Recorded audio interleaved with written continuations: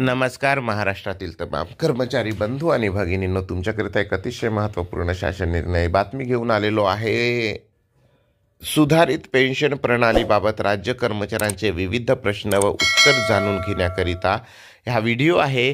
तर जाणून घेऊया पूर्ण व्हिडिओ, कारण सर्व पेन्शनधारकांना या गोष्टी माहीत असणे गरजेचे आहे। तर मित्र, जास्तीत जास्त शेअर करा, व्हिडिओ आवडल्यास लाईक करा आणि विनंती राहील की प्लीज चॅनलला सबस्क्राईब करून बेल बटन दाबायला विसरू नका, कारण आपण पेन्शनची एक जनजागृती या व्हिडिओच्या माध्यमातून आपण राबवित आहोत। आपल्या चॅनलवरती बरेचसे पेन्शनबाबतची मागणीचे व्हिडिओज आहेत, तर तुम्ही या लढ्यात सहभागी व्हा, चॅनलला सबस्क्राईब करा। तर चला व्हिडिओला सुरुवात करूया। बंधूंनो, महाराष्ट्र राज्य शासन सेवेत दिनांक 1 नोव्हेंबर 2005 नंतर सेवेत रुजू झालेल्या कर्मचाऱ्यांना पेन्शनचा नवा पर्याय खुला केला आहे। या नवा पर्यायामुळे कर्मचाऱ्यांना कोणते लाभ प्राप्त होतील, नेमका कोणता बदल झाला, याबाबत कर्मचाऱ्यांच्या मनामध्ये अनेक प्रश्न उद्भवत आहेत। या प्रश्नाचे उत्तर पुढील प्रमाणे जाणून घेऊया। बंधूंनो, जुनी पेन्शन योजनामध्ये पेन्शन प्राप्त करण्याकरिता व सुधारित राष्ट्रीय पेन्शन प्रणालीमध्ये मुख्य फरक कोणता आहे? तर जुनी पेन्शन प्रणाली प्राप्त करण्यासाठी कर्मचाऱ्यास आपल्या वेतनातून कोणत्याही प्रकारची कपात करता येत नाही, परंतु राज्य सरकारने लागू केलेली नवीन सुधारित पेन्शन प्रणालीमध्ये कर्मचारी योगदान 10% कायम ठेवण्यात आलेले आहे। सुधारित पेन्शन प्रणालीनुसार पेन्शन प्राप्तीकरिता किमान वर्षाची अट किती?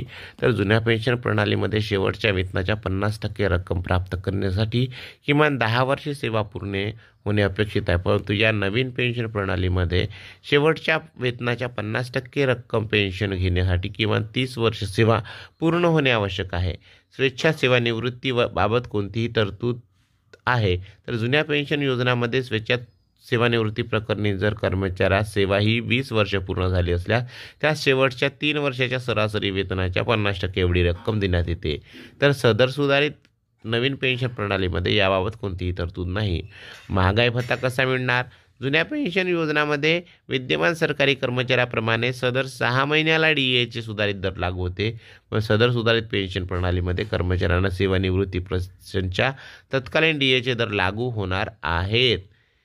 पेन्शन वृद्धी कशी आहे? तर पेन्शन जुन्या पेन्शन योजनामध्ये पेन्शनधारकाच्या विशिष्ट वयानंतर पेन्शनमध्ये वृद्धी होत आहे, परंतु सदर सुधारित पेन्शन प्रणालीमध्ये याबाबत कोणत्याही प्रकारची तरतूद करण्यात आलेली नाही। तर बंधूंनो, हे आहे जुनी पेन्शन आणि नवीन पेन्शन योजनेमध्ये जे आता सरकार मोठ्या गाजावाजा करीत आहे पेन्शन लावण्याबाबतचे तर माझं मत।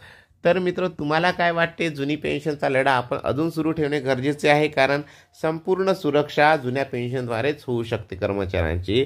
तर आपण त्यासाठी लढू सुरू ठेवूया। तुम्हाला काय वाटते तुम्ही कमेंट्स करून नक्की लिहा, आणि येणाऱ्या निवडणुकीमध्ये वोट फॉर OPSC मिशनसुद्धा आपण राबवायला मागे पुढे हटणार नाही, या संबंधाने तुम्ही कमेंट्स करून नक्की लिहा। तर चला परत भेटूया अशाच एका माहितीपूर्ण व्हिडिओसोबत। तोपर्यंत जय हिंद, वंदे मातरम, जय OPS।